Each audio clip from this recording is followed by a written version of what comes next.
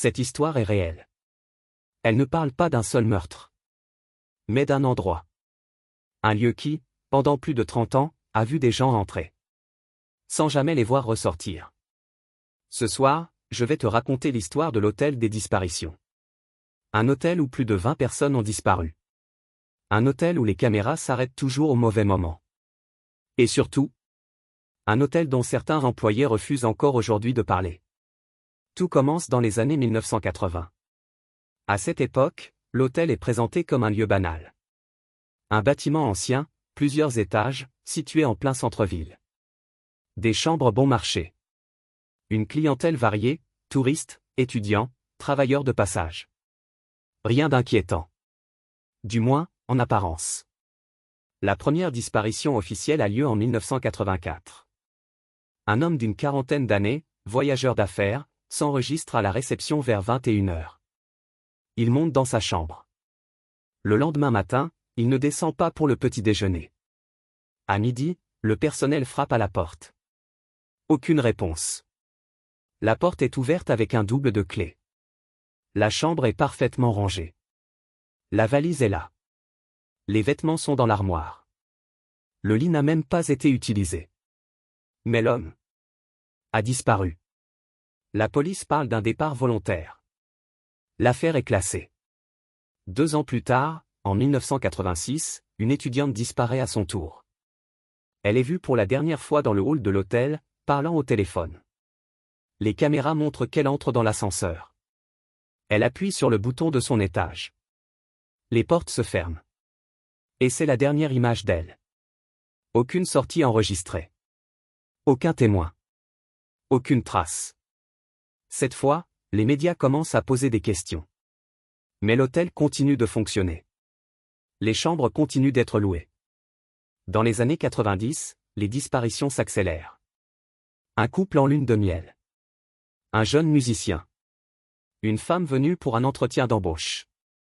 Un homme sans domicile fixe qui avait payé une nuit. Toujours le même schéma. Ils entrent dans l'hôtel. Ils sont vus une dernière fois par une caméra, un employé ou un client. Puis plus rien.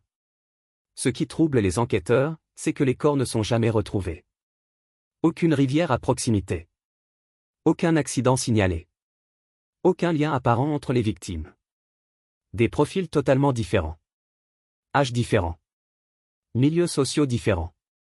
Le seul point commun, c'est l'hôtel. En 1997, un ancien employé accepte enfin de parler anonymement. Il explique que certaines chambres posaient problème. Pas parce qu'elles étaient sales. Pas parce qu'elles étaient dangereuses. Mais parce que les clients demandaient souvent à changer de chambre en pleine nuit. Il disait entendre des bruits. Des pas. Des murmures derrière les murs. Des portes qui s'ouvrent seules. Certains affirmaient que la température chutait brutalement dans certaines chambres. D'autres parlaient d'une sensation étrange. Comme si quelqu'un les observait. Mais ce témoignage est ignoré. La police cherche des preuves, pas des sensations. Puis arrive l'année 2004. Une disparition change tout. Un homme disparaît, comme les autres. Mais cette fois, quelque chose cloche. La caméra du couloir montre sa porte s'ouvrir à 2h17 du matin. Il sort. Il regarde à gauche. Puis à droite. Il semble hésiter. Puis, il avance vers l'extrémité du couloir. Là où il n'y a rien. Juste un mur. La caméra coupe. Quand les images reprennent, le couloir est vide. La police inspecte le mur. Rien. Aucune porte officielle. Aucun passage.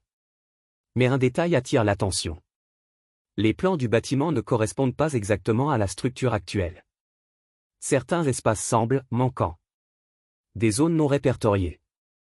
Des murs ajoutés après la construction initiale. En fouillant les archives, les enquêteurs découvrent que l'hôtel a été rénové plusieurs fois. Toujours par les mêmes entreprises. Toujours sans inspection approfondie.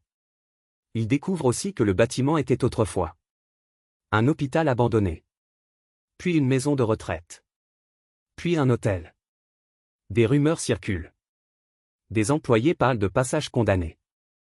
De pièces fermées à clé dont personne ne possède la clé. En 2010, Un événement encore plus étrange se produit. Une femme est retrouvée vivante. Elle est retrouvée errant dans les rues, désorientée, déshydratée. Elle affirme avoir séjourné dans l'hôtel. Quand on lui demande ce qu'il s'est passé, elle répond seulement. Il y avait des chambres derrière les murs. Elle explique qu'elle s'est perdue. Qu'une porte s'est ouverte là où il n'y en avait pas. Qu'elle a marché longtemps. Très longtemps. Des couloirs sans fin. Des pièces vides. Des odeurs étranges. Puis plus rien. Elle refuse d'en dire plus. Elle ne retournera jamais à l'hôtel. Après ce témoignage, l'hôtel ferme temporairement. Une inspection complète est annoncée. Mais avant qu'elle n'ait lieu, un incendie se déclare dans une aile du bâtiment. Les archives disparaissent. Certaines zones deviennent inaccessibles. L'affaire est à nouveau classée. Aujourd'hui encore, le bâtiment existe. Il a changé de nom. Changé de façade. Mais des anciens employés affirment que certaines chambres ne sont jamais louées. Que certains étages restent fermés. Et que parfois, la nuit, les caméras montrent des mouvements. Des portes qui s'ouvrent. Des ascenseurs qui montent seuls. Ce qui rend cette histoire terrifiante. Ce n'est pas seulement le nombre de disparitions. C'est le fait que personne ne sait ce qu'il y avait derrière ces murs. Ni combien de personnes n'en sont jamais ressorties. Et la question qui reste, encore aujourd'hui, est simple. Combien de gens sont entrés dans cet hôtel? Sans jamais vraiment en sortir,